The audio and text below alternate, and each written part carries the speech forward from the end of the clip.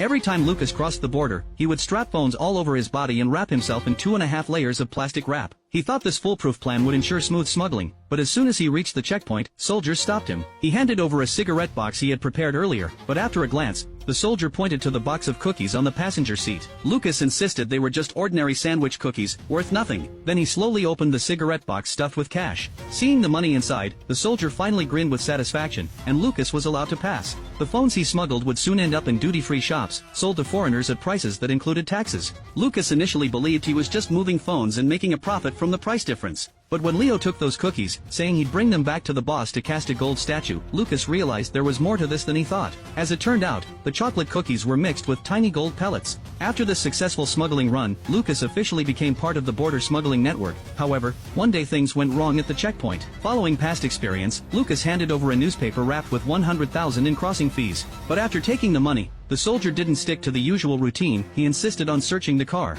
Lucas panicked and begged until he shouted that his boss was Daniel. Only then did the soldier let him go. This incident left Lucas shaken, and he no longer wanted to continue smuggling. Luckily, Leo soon offered him what seemed like a simple job: go to the mines and bring 2 people out. What Lucas didn't know was that something major had happened at the mines. They had dug up an extremely valuable red diamond, but the boss didn't dare keep it there. Once word about the diamond spread, he could become a target for assassination. So, he arranged to have it smuggled out secretly. After leaving the mines with the 2 men, Lucas's car ran out of fuel halfway. He headed to a nearby makeshift gas station to buy fuel. But on his way back carrying the fuel can, 2 robbers suddenly blocked his path. They then proceeded to pat him down, searching him thoroughly. Lucas had no idea what they were after, but seeing the knives in their hands, he let them search him without resisting. When the 2 found nothing, they threatened Lucas, demanding to know where the red diamond was. Luckily, soldiers from a nearby store noticed the scene. One soldier immediately reached for his gun, hoping to scare them off. But the robbers weren't intimidated. Instead, they turned to attack the soldier who intervened. Just then, tourists nearby started recording everything with their phones. Afraid their actions would be exposed, the 2 robbers reluctantly let Lucas go.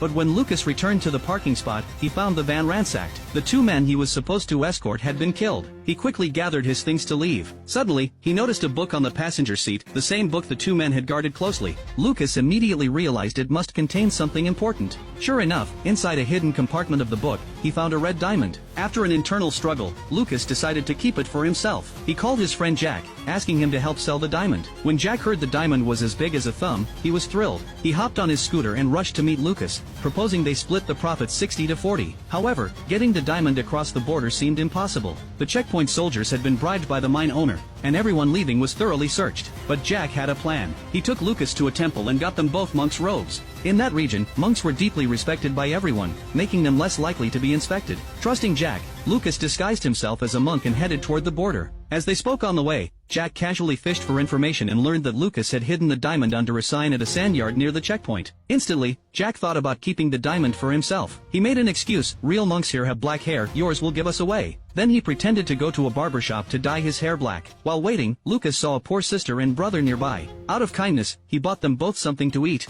As it happened, 2 real monks witnessed Lucas's act of kindness. Fearing he'd be exposed, Lucas clasped his hands together, lowered his head, and hurried away. But when he reached the barber shop, Jack was nowhere to be found. Just as he suspected, Jack had gone to the sandyard near the checkpoint to dig for the hidden red diamond. But when he finally dug it up, he found only a stone inside. It was then he realized Lucas had tricked him. Meanwhile, Lucas, carrying the real red diamond, attempted to sneak through the checkpoint disguised as a monk. But the soldiers stopped him immediately, his shaved head and somewhat suspicious behavior drawing their attention. Just as they were about to search him, a voice called out from a distance, telling them to stop. It was the 2 monks from earlier.